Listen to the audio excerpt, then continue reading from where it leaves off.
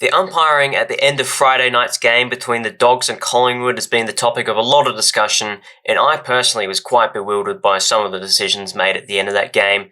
I'm not usually one to comment on umpiring performances, but it was blatantly obvious to see that the umpiring, particularly in the final quarter, was just completely one-sided in favour of Collingwood.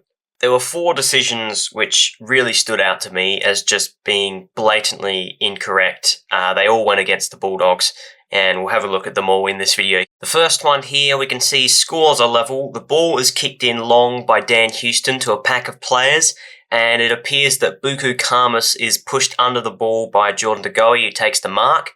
There's under 6 minutes to go. The game is on the line, so this is a pivotal non-decision. Any score here gives Collingwood the lead. And as you can see on the replay, it clearly shows that De Goey pushes Buku Khamis in the back, which should have been a free kick to him. He first places his forearm into the back of Khamis and then extends it outward, which pushes him forward.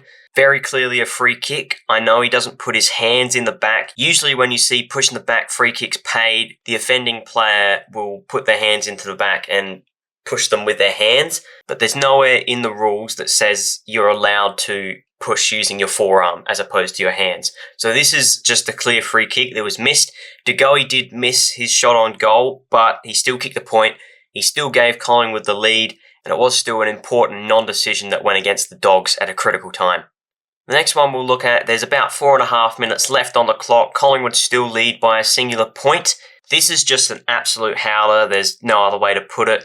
You can see Dan McStay is running towards the ball. Bailey Dale attempts to intercept. The ball bounces up unexpectedly and hits him in the shoulder and then rebounds out of bounds. It's a throw-in, right? Wrong. I don't know how this happened, but they've somehow picked out a deliberate out-of-bounds free kick out of this. The umpire who paid this must have been blocked by the players and not had good vision of what actually happened. That is the only explanation as to how this could have possibly been paid against Bailey Dale. It is one of the worst calls you'll see all year.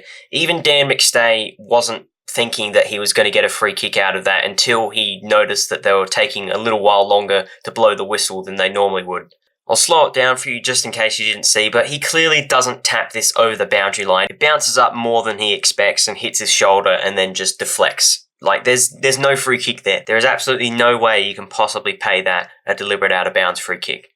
A few minutes later, there's less than a minute left on the clock, and Nick Dacos just walks the ball over the boundary line. He looks like he's attempting a try. He has more than enough time to dispose of the ball. He looks around, he sees Sam Davidson lunging towards him. Davidson doesn't even really execute a proper tackle. I don't think you could even count that as a tackle. And Dacos just flops over the boundary line and places it down on the ground. But guess what? This wasn't paid deliberate. It was clear as day. You could see what he was trying to do. He obviously didn't know where to go. He saw someone was coming at him to tackle him, so he just decided to force it out of bounds. This was not too dissimilar to one we saw last year where Alex Neil-Bullen basically did the same thing as what Dacos did here. Last year that was paid a free kick for deliberate out of bounds. And tell me if I'm crazy here, but what is the difference in these two situations? Why was one paid a free kick last year and this one not paid a free kick? There's been no updates to the deliberate out-of-bounds ruling in 2025, so the rules were exactly the same. Where is the consistency?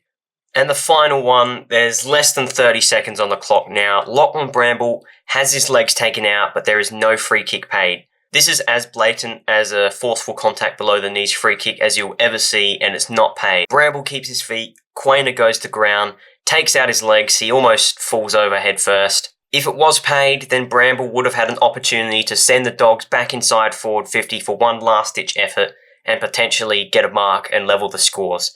The final free kick count for this game was 33-14 in Collingwood's favour, and while the free kick count doesn't always tell the full story, when you see some of these decisions and non-decisions, it definitely does look a bit fishy.